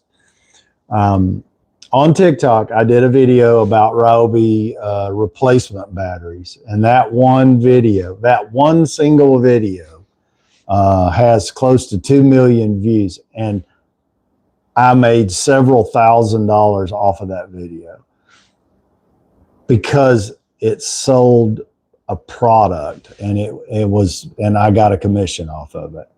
And but you know, TikTok made it out to be like, hey, you got to be an affiliate. Once you get to be an affiliate, man, the money just flows. Everybody in the world's buying something from you. And that's not true. I mean, yes, am I still making sales? Yeah, I do. Am I making $20,000 a month? No, not anywhere close. Am I making $2,000 a week? No. You know, usually it's under $100 a week if I'm lucky. And, you know, a lot of the products I post, I sell one. I don't sell any. Do I do review tools? Yeah, I do review tools. You'll see a lot of the stuff I've reviewed tools on YouTube. I've also posted on TikTok, but you know, again, what I'm finding is most people don't really want long form videos. But yeah, and you know, you can find me on YouTube. It's Dave's Shop, just like it is here. And you can see I've got like, I don't know, 550 videos on posted on YouTube, and so yeah, there's some tool reviews. There's some how-tos and you know, projects I've done. Some have done really well. You know, again, back to Ryobi batteries. I have a video on YouTube that's done really well. Hadn't sold anything for me, but you know, I show how to do possibly repair a faulty tool battery, and basically a lot of those tool batteries. Matter of fact, it just recently happened to me on a battery, where if they get too low, they won't take a charge, and so I show you the method that I've used on the Ryobi batteries to get the amps up so that we'll start to take a charge again. And you know, usually, and I say in the video, you know, I wouldn't do it, because if you take a Ryobi battery apart, you've voided the warranty. So in my case, when I've done that, the battery didn't have any warranty left, and it probably extended the life maybe a year, because if it dies after that, it's done. So, but you know, if you need a fix and you want to try to extend the life of that, then that's a good thing.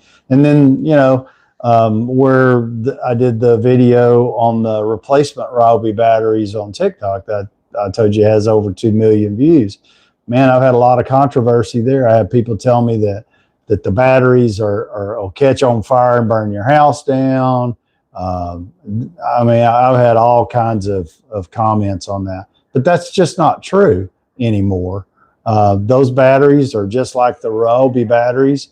They are manufactured in China. They have certain safety protocol. You know, I've had people tell me, take that battery apart and see if it's really what it says it is. Well, is that what you're going to do if you go to Home Depot and buy a Ryobi battery? Are you going to take it apart and test it to see if it's really what it states it is? No, you're not. That's dumb. And so, you know, those are some of the comments that I get. And then, you know, you get other comments that says, hey, I bought them and you know, I bought 2 batteries for $30 instead of 1 battery for $100. And, you know, I've been using them and they're fine. And I got 2 8 batteries and they're, and I'm using them in my Ryobi tools, but hadn't had any problems. They charge just fine. And I paid, you know, I don't know, $30 for 2 8 batteries. Have I taken them apart to see if they're really 8 batteries? No, because again, I think that's stupid. But what I have been doing is using them regular for about 4 months now, and I plan on continuing to use them. They came with a 1-year warranty, and I'm going to, like I said, I'm going to continue to use them. And in a year, I'm going to set them up on the counter. And I'm going to say, okay, here's my honest review. They sucked, and I wouldn't buy them.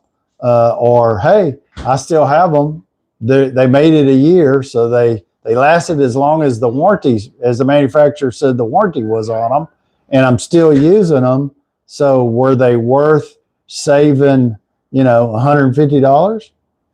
For me, it will be.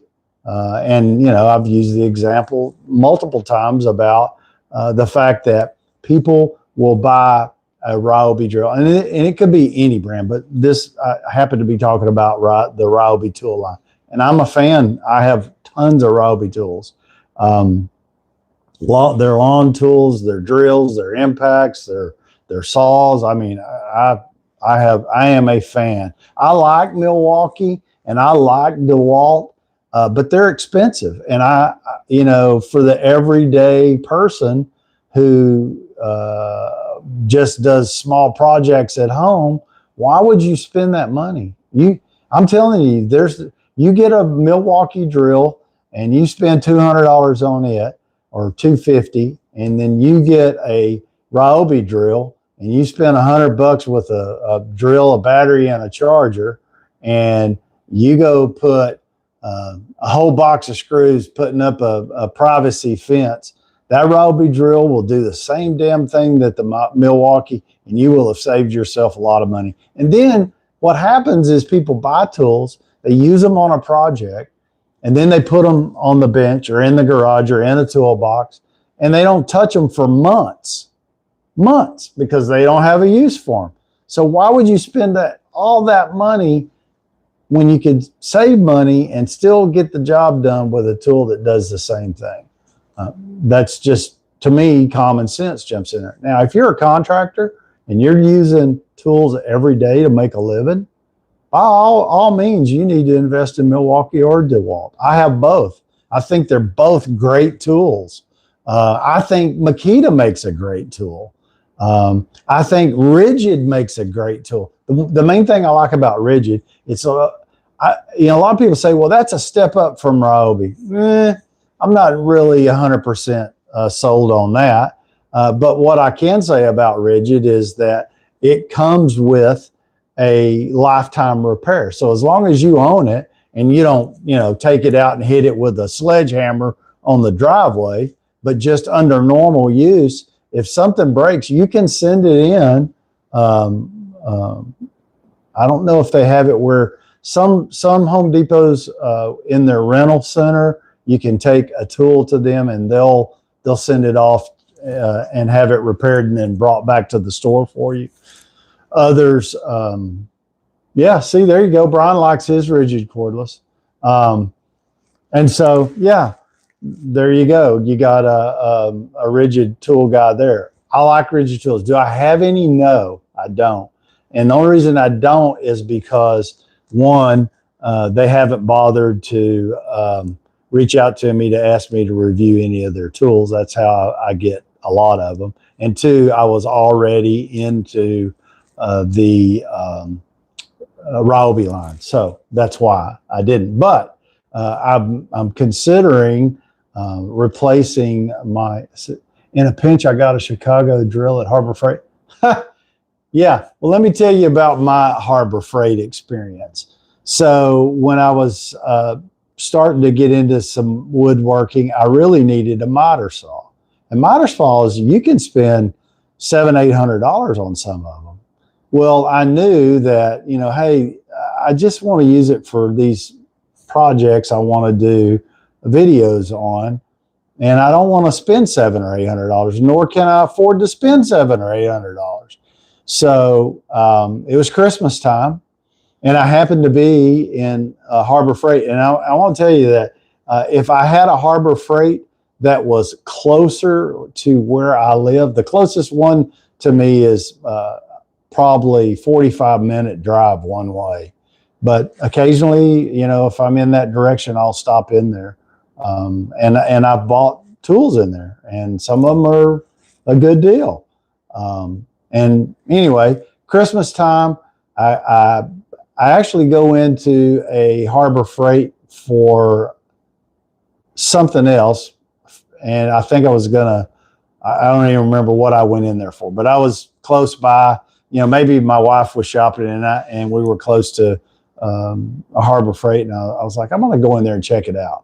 So I go in there and I start looking at their miter saws, and they have a 12-inch Chicago miter saw, Christmas deal, $99. I was like, oh man, no way. $99. I said, I can't turn this down. I said, if this thing lasts me 3 or 4 months, it's worth $99.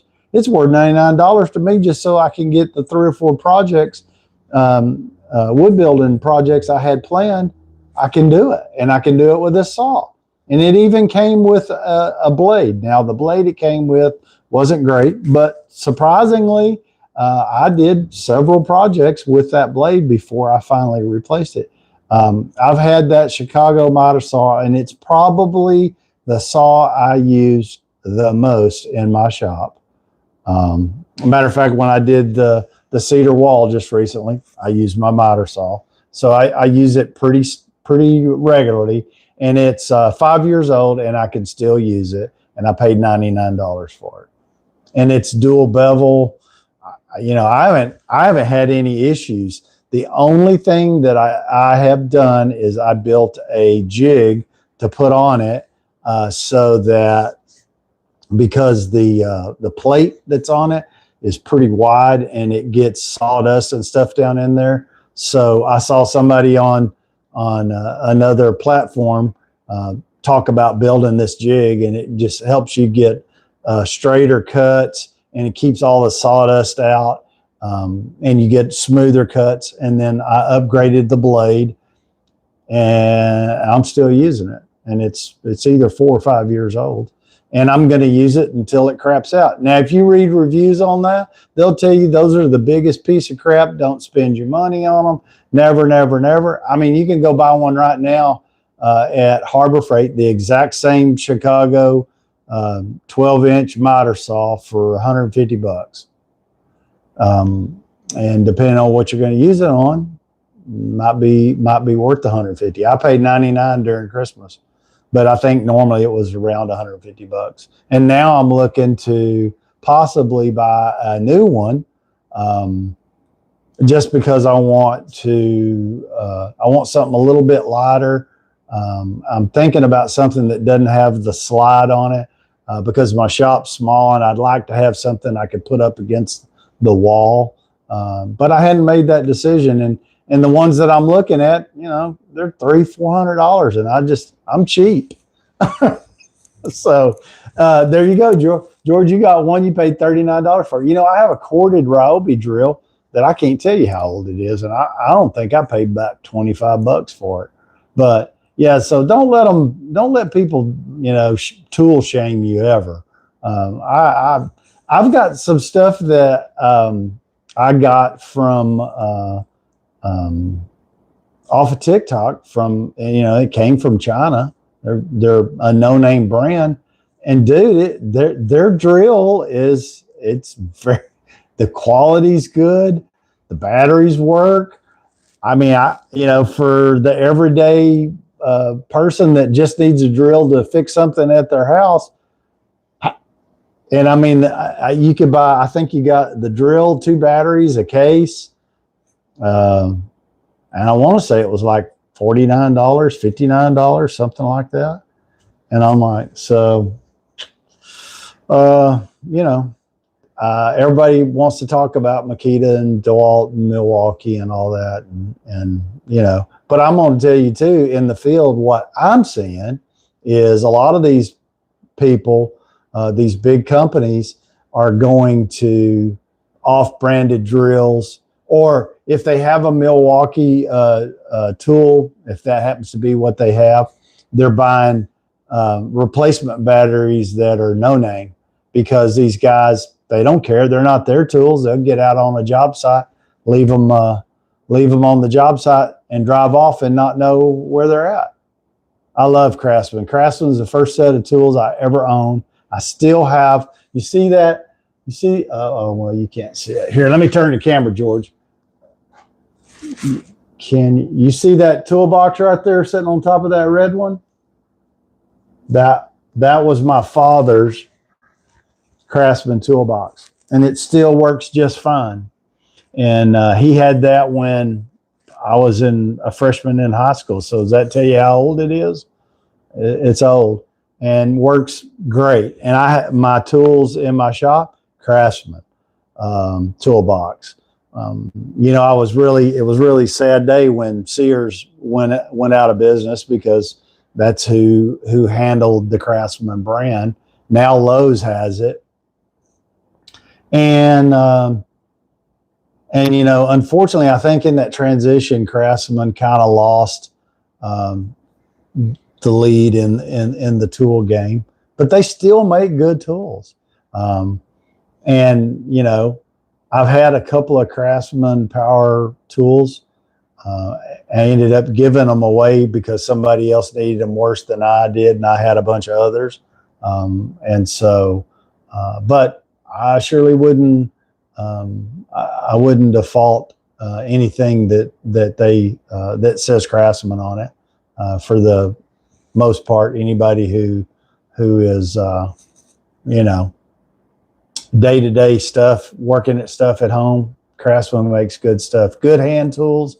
If you're, you know, maybe you're taking auto mechanics in high school and you want a set of tools, Craftsman. You know, you don't have to have Snap-on and all these others. Yeah, those tools are nice, but you can get the job done with no unbranded, no name.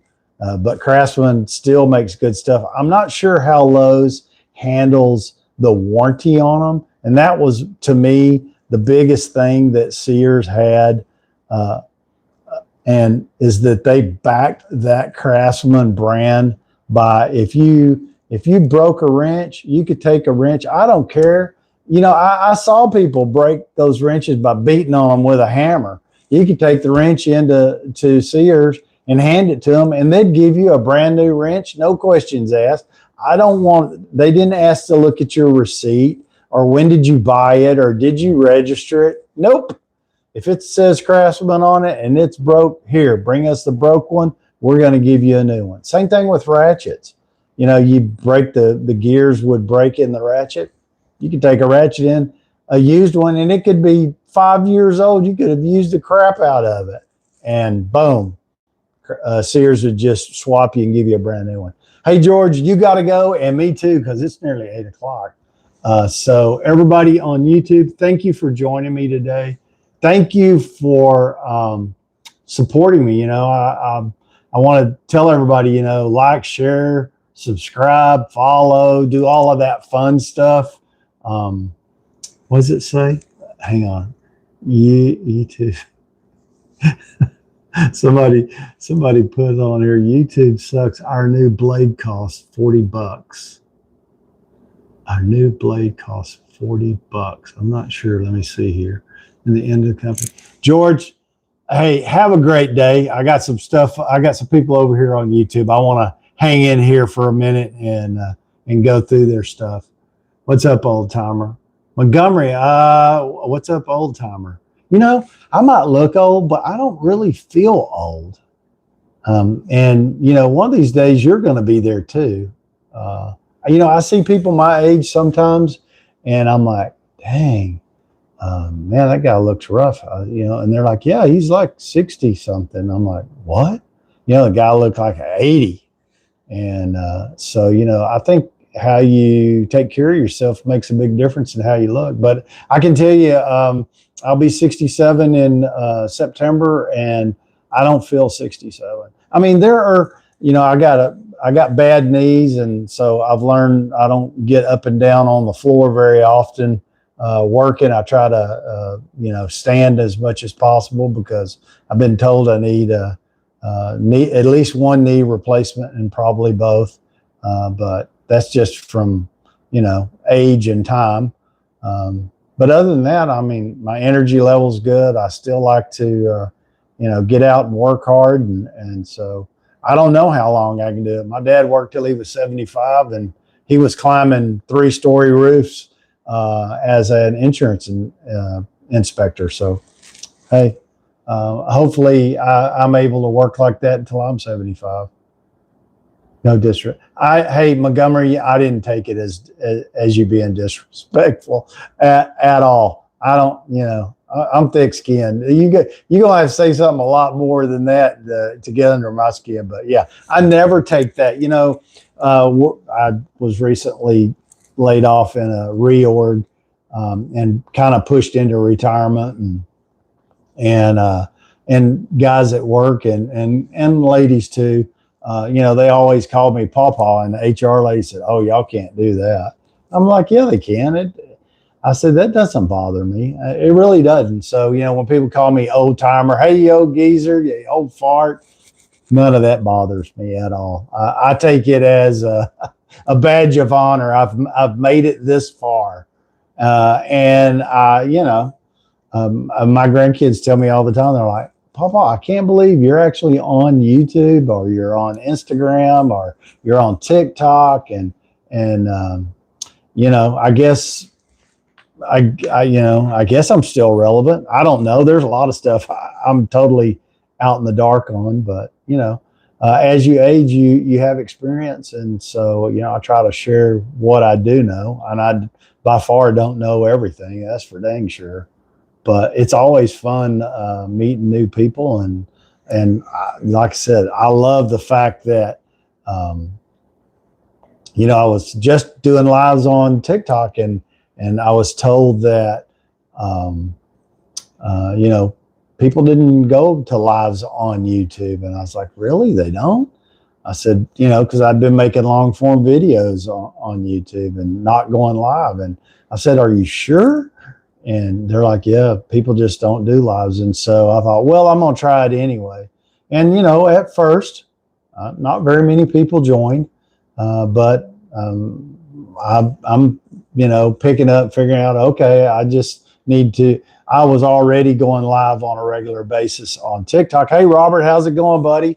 And so I just added YouTube in and figured, hey, if there's 2 people joining, it's 2 more people than we're joining. And now sometimes, there's, at points in the live, sometimes there's 25, 30 people, which I'm just totally floored by.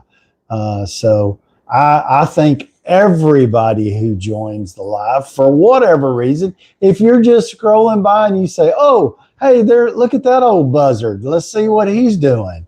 And you stop and say, hey, and all of that, dude, I am tickled to death. And so, I tell everybody I'm here Monday through Friday. I usually start at 6 a.m. And, sometimes I cut it off at 7. Sometimes like today, it's nearly 8. We had a lot of people, a lot of different conversations. And so I like to do that. Thank you for subscribing. It's free. I tell everybody that all the time. And I'm straightforward. I'm trying to tell you that I'm trying to get at least 10,000 followers. I've been working on this since 2019. So either I'm not very good. Well, it was just my side gig. And just in the last couple of weeks, I've been able to, try to give it some more effort and more time. I would like for this to be my full-time retirement job. So anything anyone can do as far as, subscribing and helping me spread the word, come join my lives during the week. If it's, in your realm, and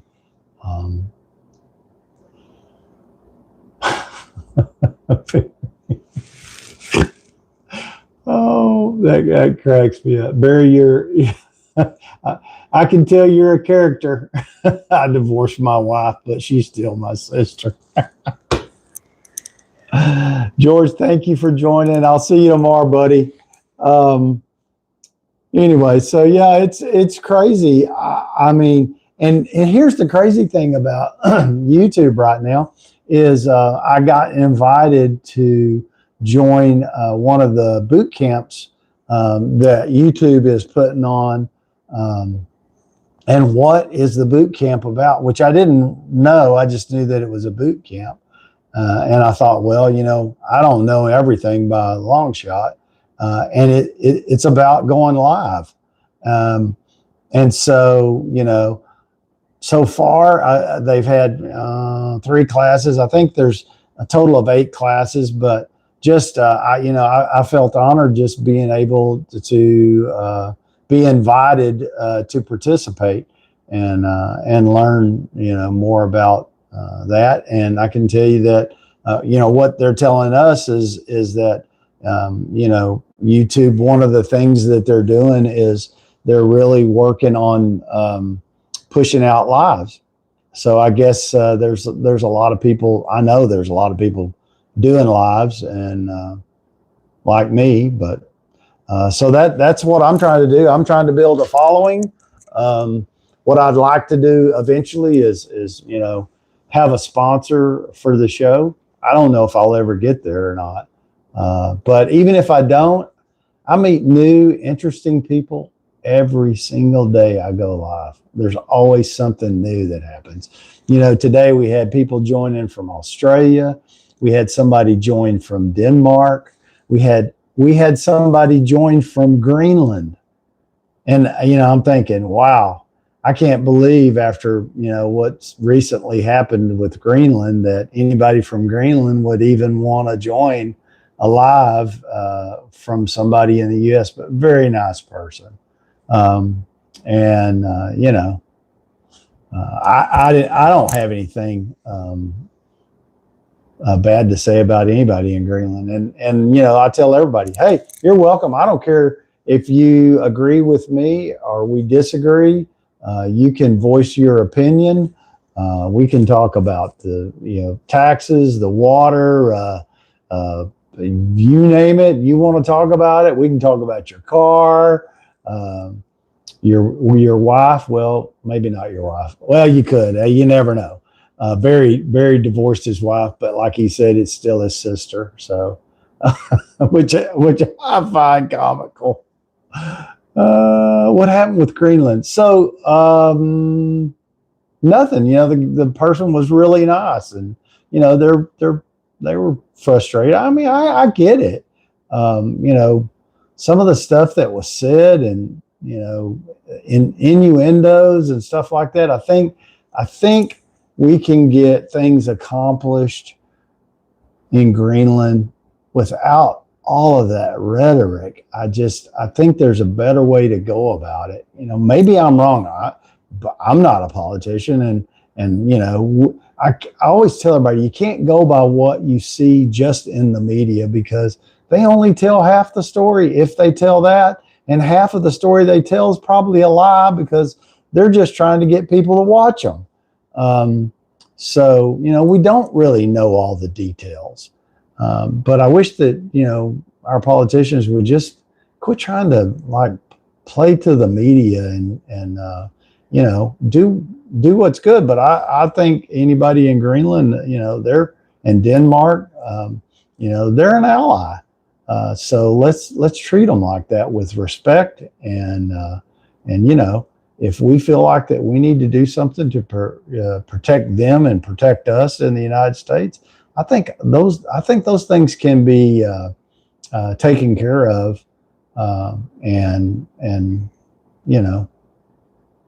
without insulting people or making threats and all that kind of stuff.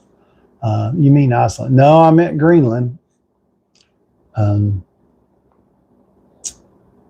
It's been in the news. Leave Greenland and Canada alone. Yeah. Comments like, I find that stupid too. Like comments like, well, I'll make Canada part of the United States. That is the most asinine statement. Why would you ever make that statement? I do not know. And so if you were insulted by it, guess what? I was too. So Mexico too. I think what a lot of it, I don't know. I don't have a good, I think the problem is if we don't take Greenland and Russia. Yeah, I agree. And I get that. I fully understand that. But I just think there's ways to get the same thing done without insulting and threatening people. And I mean, they're our allies. Just, of course, we don't know what conversations they may have had. Maybe Denmark told them to F off, and we're not going to let you do this, that, and the other. I don't know, but it sure doesn't seem like that was the case. But again, we can't make, we really don't know all the ins and outs and details. But I understand that part of it, that the United States trying to protect against Russia and China and all the other things that come into place. I understand that, but I just think, like I always tell everybody, you get a whole lot more with honey than you do being an a-hole. So,